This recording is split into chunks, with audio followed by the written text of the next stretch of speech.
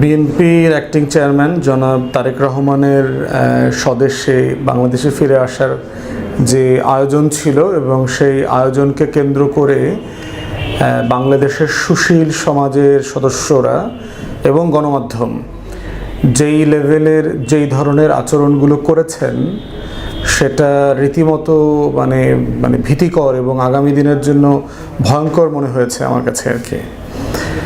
একটা প্রশ্ন হচ্ছে যে এটা অ্যাপারেন্টলি কিন্তু খুব এনজয়েবল। বিএনপির নেতাকর্মীরা সাডেনলি দেখলে মনে হবে যে পুরো স্টেট লেভেলের অনার, রেসপেক্ট, কাভারেজ এবং ওয়েলকাম রিসিভ করা হয়েছে, কিন্তু এই যারা দিয়েছে তাদের ব্যাকগ্রাউন্ড, তাদের চরিত্র ভুলে গেলে কিন্তু আবার জাতীয়তাবাদী রাজনীতি, বাংলাদেশপন্থী রাজনীতি কিন্তু বিপদে পড়বে।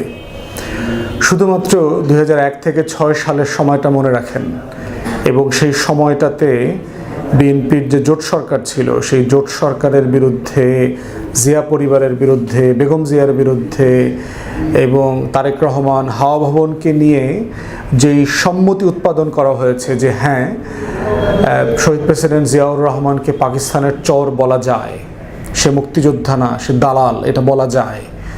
জিয়াউর রহমানের কবরস্থানকে ভেঙে ফেলার পরিকল্পনা করা যায়, আলাপ করা যায়, সরায় ফেলার পরিকল্পনা করা যায়। বেগম জিয়াকে মিথ্যা মামলায় জেলে নেওয়া যায়। বেগম জিয়াকে এক কাপড়ে তার 40 বছরের বসতির ঘর থেকে বের করে দেওয়া যায়, সেই ঘরটাকে বুলডোজ করে দেওয়া যায়। চাইলে তারেক রহমানের বিরুদ্ধে চুরি, ডাকাতি, দুর্নীতি, হাওয়া ভবনের কিচ্ছা কাহিনী তৈরি করে তাকে হত্যাযোগ্য করা, তাকে নির্যাতনযোগ্য করা এবং দেশ থেকে বিতাড়িত করা যায়। এবং তাকে যে লেভেলের টর্চারের মুখোমুখি হয়ে যেই বয়ানের মধ্য দিয়ে তাকে দেশ ছাড়তে হয়েছে, ঠিক এক্স্যাক্টলি সেই ক্যারেক্টারগুলোই দেখেন আজকে সবাই বিএনপির ঘাড়ে সওয়ার হয়েছে। তাহলে দেখেন গত 17-18 বছর ধরে যারা বাকশালকে সাপোর্ট করেছে, যারা আওয়ামী ফ্যাসিবাদকে মশলা দিয়ে বড় করেছে, পানি দিয়ে, তাতে নিড়ানি দিয়ে তাকে বটবৃক্ষ বানিয়েছে, যে আওয়ামী ফ্যাসিবাদকে দিয়ে বাংলাদেশে দিল্লির কলোনি তৈরি করেছে, ভ্যাসেল স্টেট তৈরি করেছে বাংলাদেশকে, দিল্লির এবং কলকাতার যে কালচারাল ফ্যাসিবাদ তৈরি করেছে এখানে, ঠিক একই ক্যারেক্টার, একই সংগঠন, একই ফোর্স, একই ব্যক্তি, একই যেই গ্যাং, দিল্লি গ্যাং অথবা কলকাতা গ্যাং অথবা বাংলাদেশের সকল বাংলাদেশ বিরোধী সুশীল, বাংলাদেশের মোটা দাগের সুশীল সমাজ কিন্তু বাংলাদেশ বিরোধী সুশীল। তারা বাংলাদেশের মাটি, মানুষ, এদেশের আজাদির শত শত বছরকে অন করে না, এই লড়াইকে তারা ধারণ করে না। তাদের নিজস্ব বিদেশি চিন্তা আছে। তারা মস্কোকে এখানে চাপিয়ে দিতে চেয়েছে, তারা পিকিংকে চাপিয়ে দিতে চেয়েছে, তারা কলকাতা, দিল্লির কালচারাল ফ্যাসিবাদ চাপিয়ে দিতে চেয়েছে, কিন্তু এদেশের অধিকাংশ মানুষের লড়াই, শত শত বছরের আজাদির সংগ্রামকে তারা ওন করে না, এটাকে তারা ধারণ করে না। এই ধারণ করে না বলেই বারবার দিল্লির আধিপত্যবাদের বিরুদ্ধে এখানে মানুষ জেগে উঠেছে, লড়াই করেছে, গণ অভ্যুত্থান করেছে, পট পরিবর্তন করেছে, রক্ত দিয়েছে দেশের জন্য। তাহলে সেই জায়গাগুলো দেখেন, যেই গণমাধ্যম মাসের পর মাস, দিনের পর দিন বেগম জিয়ার কার্টুন আঁকতো, আপনার এরকম মোটা, মুখটাকে এরকম মোটা করে, ঠোঁটটা বাঁকা করে যে বিশ্রী ধরনের কার্টুন আঁকতো, সেই যেই গণমাধ্যম তারেক রহমানকে দুর্নীতির বরপুত্র বানিয়েছে, যেই গণমাধ্যম বাংলাদেশকে বেগম জিয়ার সময় অথবা বিএনপির সময় দুর্নীতিতে চ্যাম্পিয়ন হয়েছে, এই গল্প বয়ান তৈরি করেছে, সেই গণমাধ্যমের কাভারেজে দেখলাম মনে হচ্ছে এরা বরাবরই সব বিএনপির পক্ষে ছিল, এরা বরাবরই তারেক রহমানকে ভালোবাসতো, এরা বরাবরই জাতীয়তাবাদী বাংলাদেশপন্থী মানুষ ছিল। অতএব সেই সুশীলদের বক্তব্যগুলো 2001 থেকে 6 অথবা গত 17 বছরে হত্যাযোগ্য মানুষটাকে তারা আবার তার ঘাড়ে সওয়ার করা, এটা কিন্তু একটা ভয়ঙ্কর ব্যাপার। এবং এরকম বহু জিনিস কিন্তু আমরা শহীদ প্রেসিডেন্ট জিয়াউর রহমানের সময় দেখেছি। আওয়ামী সুশীল, বাকশালীরা, অনেক সুশীল সমাজের সদস্যরা কিন্তু জিয়াউর রহমানের কাছ থেকে সাহায্য, সহযোগিতা, আশীর্বাদ, রাষ্ট্রীয় সুযোগ সুবিধা সব কিছু নিয়েছেন, কিন্তু দিন শেষে তার রাজনীতির বিপক্ষে দাঁড়িয়েছেন সবসময়। অতএব সেই জায়গাটা ভয়ঙ্কর রকমভাবে একটা অশনির সংকেত।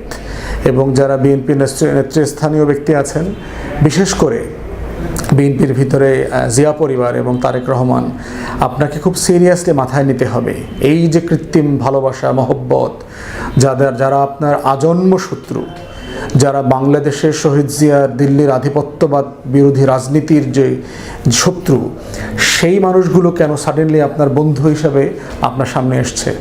তারা কেন ঘন্টা পর ঘন্টা আপনাকে মিডিয়া কাভারেজ দিচ্ছে এবং ডিসপ্রপোর্শনেটলি দিচ্ছে? অতএব সেই জায়গাটা সিরিয়াসলি কনসার্নিং।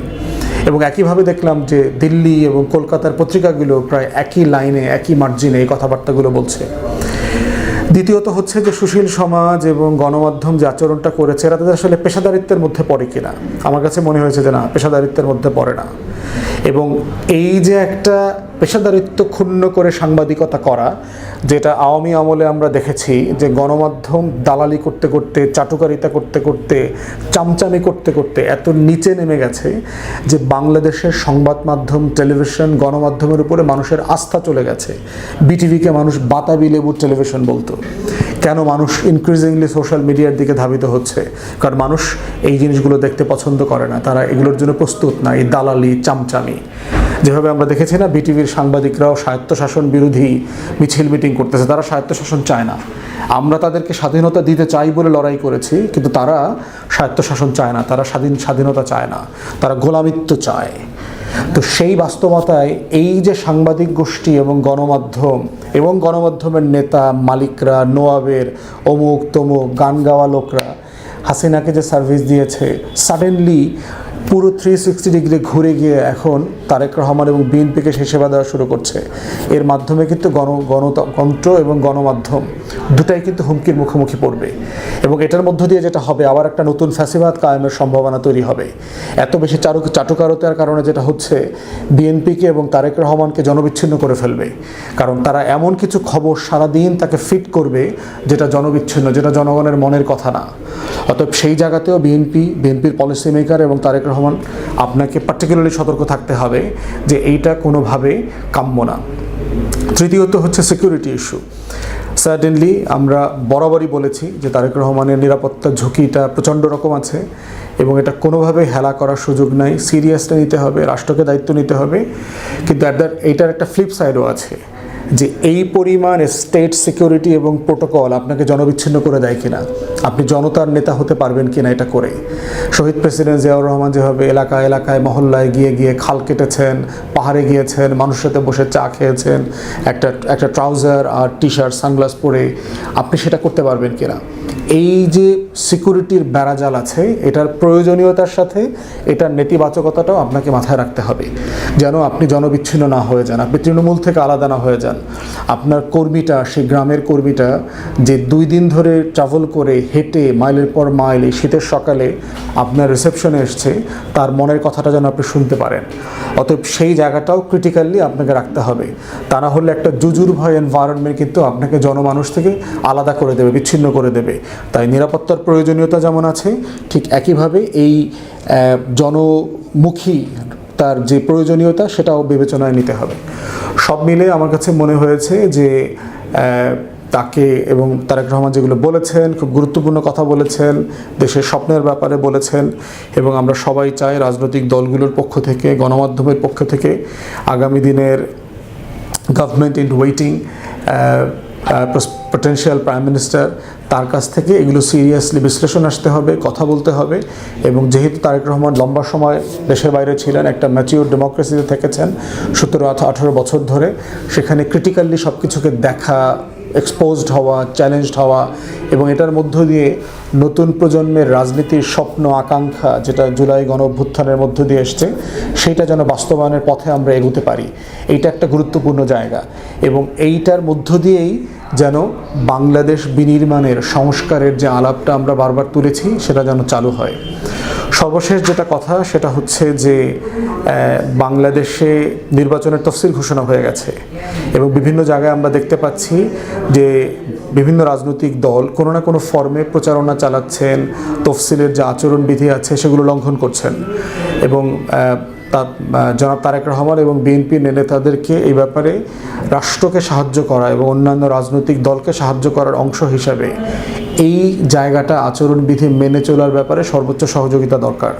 কারণ বড় দল আকারে যদি বিএনপি এগুলো মেনে না চলে, তাহলে কিন্তু অন্য দলগুলো এগুলো ফলো করে আবার কাউন্টার সমাবেশ, মহাসমাবেশ এগুলো করবার চেষ্টা করবে। তখন কিন্তু রাজনীতি ভলাটাইল হয়ে যাবে এবং এইটা টোটাল আমাদের যে দিল্লির আধিপত্যবাদের বিরুদ্ধের যে রাজনীতির ক্যানভাস, সেটা নষ্ট হয়ে যাবে। তো আমরা আশা করব সেই জায়গাতে জনাব তারেক রহমান এবং তার টিম সিরিয়াসলি এটা মাথায় নেবেন, যেন আপনাদের তরফ থেকে নির্বাচনের তফসিল এবং আচরণবিধি মেনে চলার ব্যাপারে সর্বোচ্চ সহযোগিতা করা হয়। ধন্যবাদ।